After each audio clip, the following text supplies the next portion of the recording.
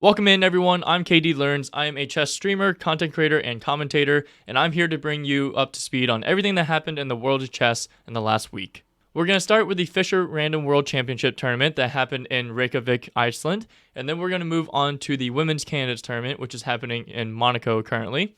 And then third, we're going to talk a little bit about one way you can improve your chess. And last but not least, we are going to talk about what is coming up in the next week of chess.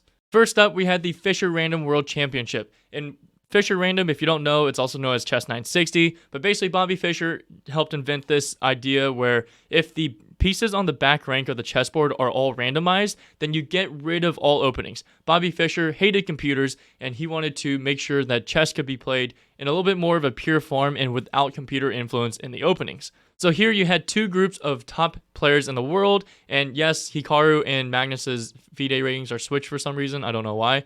The two top players in each group get to advance to the semifinals, and then one player has to win both the semifinals and finals to be crowned a new world champion. And despite Bobby Fischer's best attempts to get rid of all the opening theory and everything, there were still some ridiculous openings because you have Magnus Carlsen playing his semi-patented 1g5 as black. I mean, look at how crazy this is. The bishop looks like it's hanging, but in reality, it would be trapping the queen if queen takes h8 were to happen. A deeper explanation is going to be in the description below, but we're going to move on. A lot of people had interesting thoughts about the time format because it was a rapid time format. Not a classical, not a blitz, it was a rapid. So I believe it was like 25 minutes on each player's clock plus some increment. And what this allowed for was not perfect calculation. It actually allowed for several forks. I mean, it seemed like everybody was forking Magnus Carlsen. Magnus hung a clean fork versus Hikaru. Nepo found a nice hidden fork versus Magnus to advance to the final championship match. And then also in that championship match, Nepo thought he had a fork against Hikaru, but then Hikaru found a resourceful defense. So lots of crazy stuff, but at the end of the week, Hikaru Nakamura is a world champion for the first time in any format. Congratulations to him as he takes home a $150,000 prize check.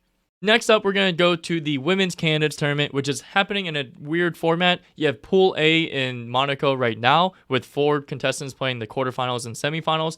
And then later in November and early December, you're going to have Pool B competing for the same quarterfinals and semifinals.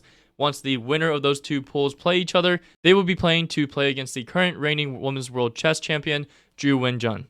But for now, in Monaco, both Muzychuk sisters, who are top 10 in women's chess and Ukrainian household names, they both lose game 1 in a 4-game match in the quarterfinals. Maria Muzychuk, unfortunately, unable to stage the comeback against Lei Tingjie, who finds very resourceful defenses in multiple situations in the last few games and advances to the semifinals.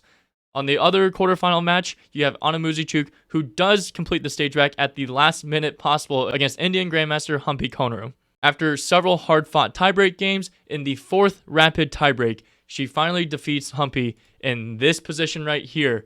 There is a simple, innocent bishop d2 move by Humpy, but Anna Muzychuk finds the tactics and is able to complete the comeback. Full explanation of this puzzle in the description below.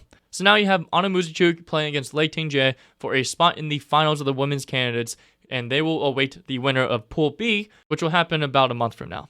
Next, I just want to talk about one of the coolest ways to improve your chess game, and that is by getting the perspective of other players, both at your level, above your level, and then at the professional level. And that is one of the coolest things about chess, is that there's a huge online community where you can share knowledge and even share training, like doing puzzle rushes together, or puzzle streaks, depending on which website you play on, or even going through chess books together. Like I have a study group in my Discord community that we go through Yusupov's books every Sunday, but that's not the point. What I want to share with you is that there's so much content out there, whether it's Daniel Naroditsky's like speedruns or different various interviews.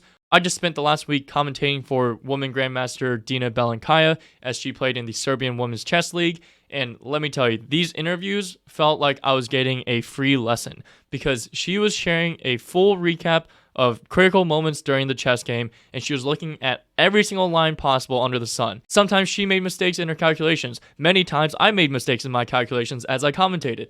But at the end of the day, it is so instructive to listen to a professional chess player go through everything that they thought about during a classical game of chess. Links will be down in the description below to a handful of those interviews. I highly recommend that you listen to at least one.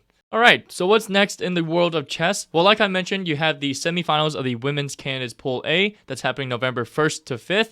It'll be Anna Muzychuk versus Chinese Grandmaster Lei Tingjie. And then in Toronto, you have the Chess.com Global Chess Championship that's happening from November 2nd to November 7th. And it is a super strong field. We'll see if Hikaru Nakamura can get 2 world/global chess championships within 10 days of each other. That's it for now. Like I said, go check out this interview with Dina Belenkaya or go check out the videos in the description below.